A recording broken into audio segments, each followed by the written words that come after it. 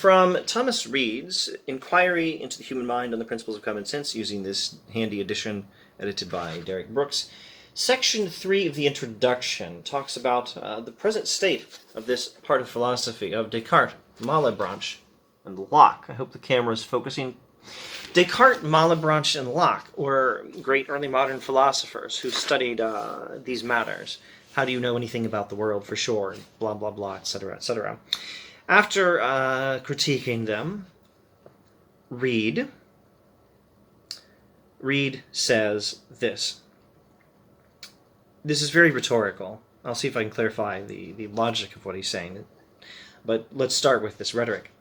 Admired philosophy, daughter of light, parent of wisdom and knowledge, if thou art she, surely thou hast not yet arisen upon the human mind, nor blessed us with more of thy rays than are sufficient to shed a darkness visible upon the human faculties, and to disturb that repose and security which happier mortals enjoy, who never approached thine altar, nor felt thine influence.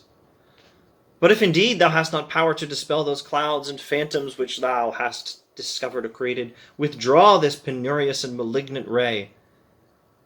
I despise philosophy and renounce its guidance. Let my soul dwell with common sense. This is his conclusion to section 3 on Malebranche, Descartes, and Locke. Okay, so if philosophy does not have the power to dispel those clouds and phantoms which thou hast discovered or created, then I despise philosophy, renounce its guidance, let my soul dwell with common sense. If philosophy can give us all these skeptical worries but cannot answer them, then, well, forget philosophy. I'll take common sense.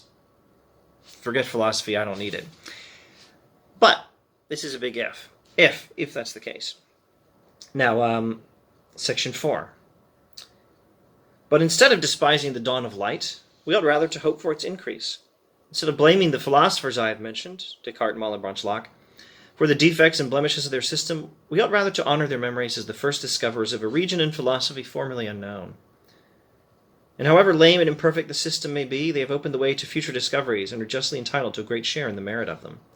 They have removed an infinite deal of dust and rubbish collected in the ages of scholastic sophistry, which had obstructed the way. They have put us in the right road, that of experience and accurate reflection. Okay, so Descartes, Malebranche, Locke were trailblazers, discovering new regions of inquiry and study and insight that philosophy had not yet looked into. And they did not themselves find the right answers, but they pushed us in the right direction. What's the right direction? Experience and accurate reflection. Skipping just a bit, it may be observed that the defects and blemishes in the received philosophy concerning the mind, which have most exposed it to the contempt and ridicule of sensible men, have chiefly been owing to this, that the votaries of this philosophy, from a natural prejudice in her favor, have endeavored to extend her jurisdiction beyond its limits and to call to her bar the dictates of common sense.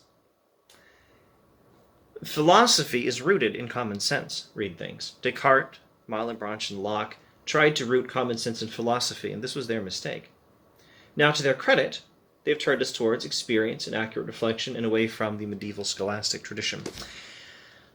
But you should recognize the foundation in common sense of all knowledge. What, again, is common sense? Well, I guess I'll interrupt myself to give, again, an extremely brief description, or maybe definition, maybe just description of common sense. Common sense is not what people think is obvious in some particular time and place. Common sense is what everyone, carving out a few exceptions for people whose minds are just a little bit off, or who have been led astray by bad philosophy, what everyone except those kinds of people instinctively believes, instinctively knows to be the case. And not even necessarily all of those things, but the foundational principles, like I exist, the world outside my mind exists, reason is reliable, my five senses, taste, sight, smell, hearing, touch, put me in contact with the world outside my mind. These are the foundations of human knowledge. These are the principles of common sense. Philosophy depends on them. Science depends on them. And you make a big mistake when you try to root common sense in philosophy. Now, that doesn't mean a proper philosophy can't study common sense. It just means you recognize the foundations of philosophical investigation. You recognize the foundations of knowledge. Good philosophy can study common sense by recognizing in it the foundations of knowledge. In this unequal context betwixt common sense and philosophy, the latter will always come off with both dishonor and loss, nor can she ever thrive till this rivalship is dropped, these encroachments given up, and a cordial friendship restored. For in reality, common sense holds nothing of philosophy, nor needs her aid. But on the other hand, philosophy, if I may be permitted to change the metaphor, has no other root but the principles of common sense. It grows out of them and draws its nourishment from them. Severed from this root, its honors wither, its sap is dried up, it dies and rots. Philosophy is rooted in common sense. Or, going back to another metaphor, philosophy has its foundation in common sense.